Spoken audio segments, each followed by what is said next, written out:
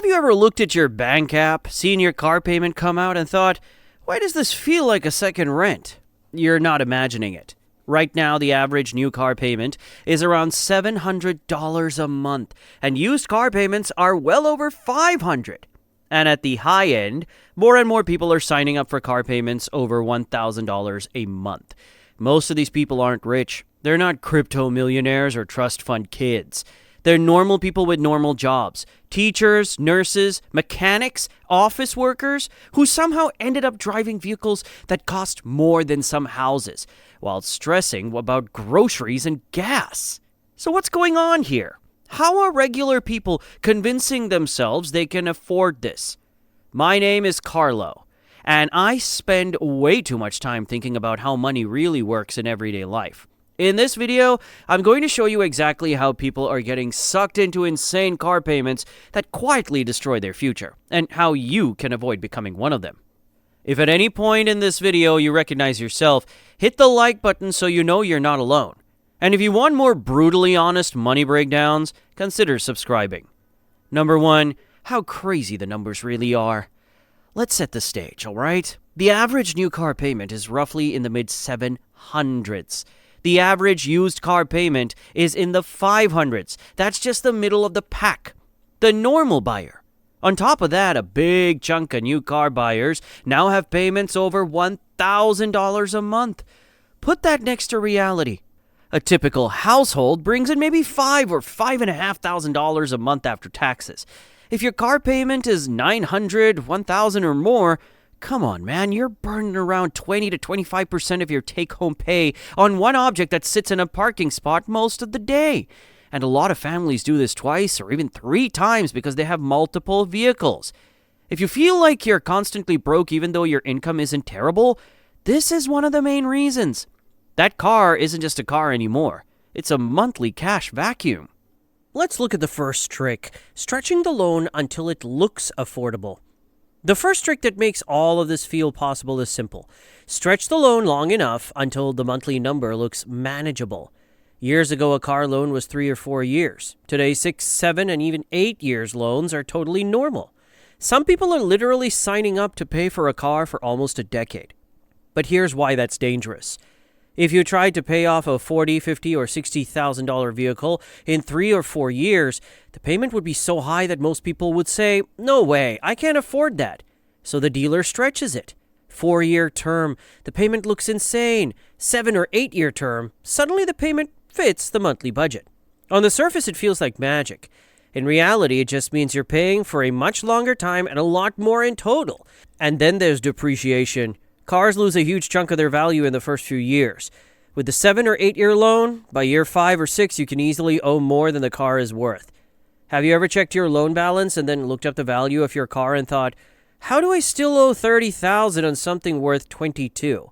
That's the long loan trap in real life. You're stuck because selling the car means writing a check just to get rid of it. The next trick is the shiny one, promotional financing. You walk into a dealership and the first thing you see is a big banner. 0% financing for qualified buyers. This is the 0% interest illusion. Your brain goes, free money, perfect. I'll be stupid not to do this. But here's what's usually happening behind the scenes. That 0% deal is baked into the price of the car. You're either getting a discount on the car with a normal interest rate or no discount on the car with a 0% rate. You almost never get a huge discount and a 0% loan at the same time. There's more. Those special rates are typically for people with excellent credit and often for shorter loan terms. The average person with average credit usually ends up with a long loan, a much higher interest rate, and a price that wasn't actually that good in the first place. So the monthly payment works, but the total cost over time is brutal. Next is trick number 3, the trade-in treadmill. This is where people get trapped for decades without realizing it. The story goes like this. You buy a new car on a 6 or 7-year loan. After 3 or 4 years, you're bored of it. There's a newer model with nicer lights, better screen, updated features. You go back to the dealer, then you find out something ugly. Your car is worth less than what you still owe. You're upside down. You have negative equity. The dealer smiles and says, no problem. We'll just roll the difference into your new loan.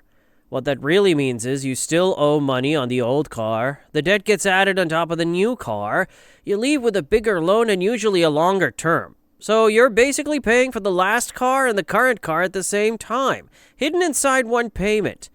Do that 2 or 3 times in a row and you never truly own anything outright. You always feel like you have a car payment. Not for a few years, for life. Next up, bending your whole life around the car payment.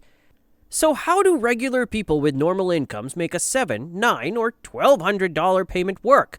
They bend their entire lifestyle around the car. Maybe this sounds familiar. You choose a smaller apartment or stay with roommates longer than you wanted to. You skip vacations. You say no to dinners out. You push off other goals. You pick up extra shifts or a weekend side job just to cover the car and the insurance.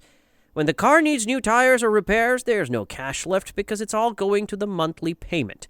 So the repair goes on a credit card. In extreme cases, people even use their car to pay for the car. They deliver food, they drive rideshare on nights and weekends just to generate enough extra income to keep feeding the same vehicle that's draining them. On paper, it looks like they can afford it. In reality, the car has become the boss. Their entire financial life revolves around keeping that payment alive. Next is the hidden costs nobody counts. When people say I can swing the $800 a month, they usually forget about 3 giant categories. First, insurance. An expensive vehicle costs more to insure. Full coverage, higher repair costs, maybe gap insurance. It's not unusual to see $200 to $300 a month just in insurance for a single costly vehicle.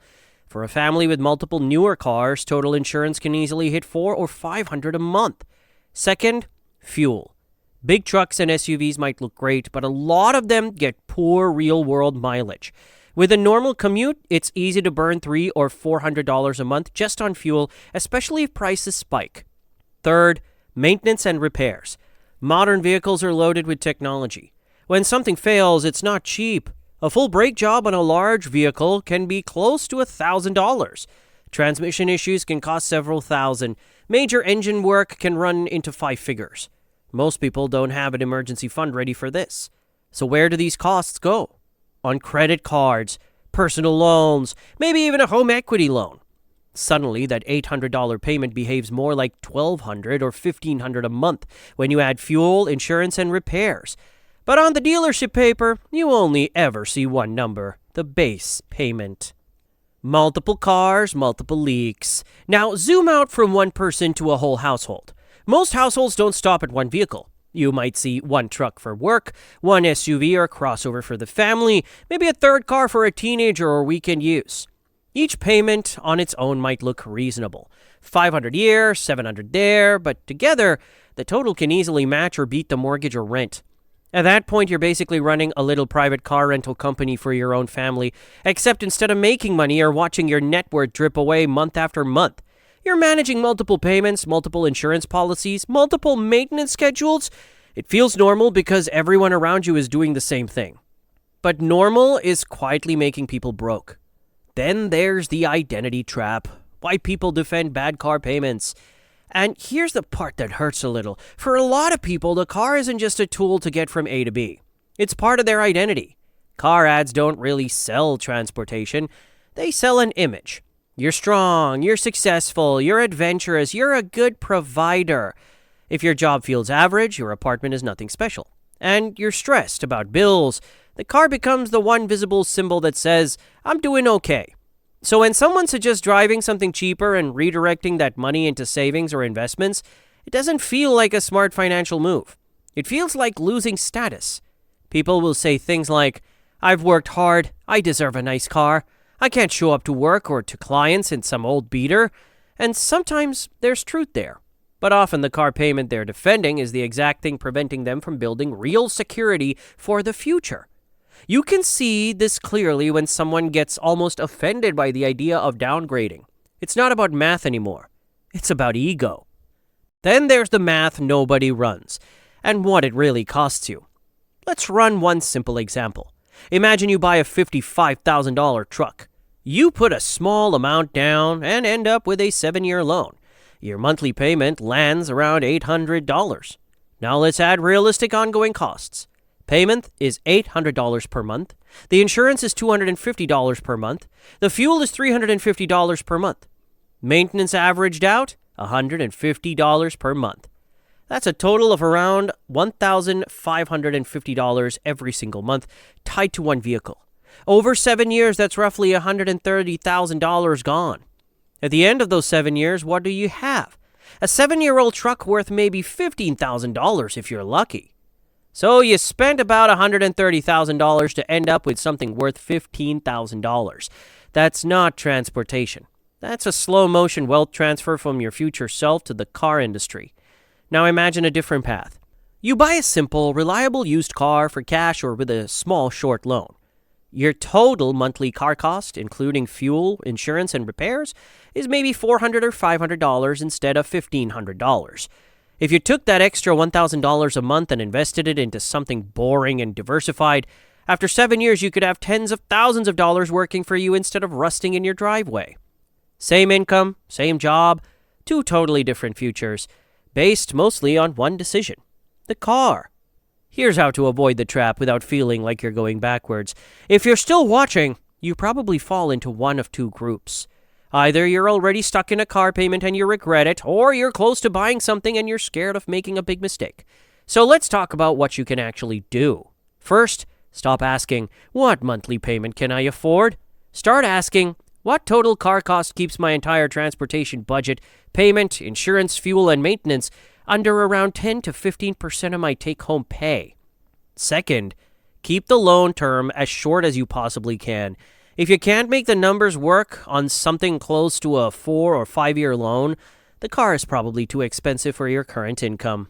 Third, avoid rolling negative equity. If a dealer says, we'll roll what you still owe into the new loan, treat that as a giant red warning sign. You're not escaping the trap. You're digging deeper into it.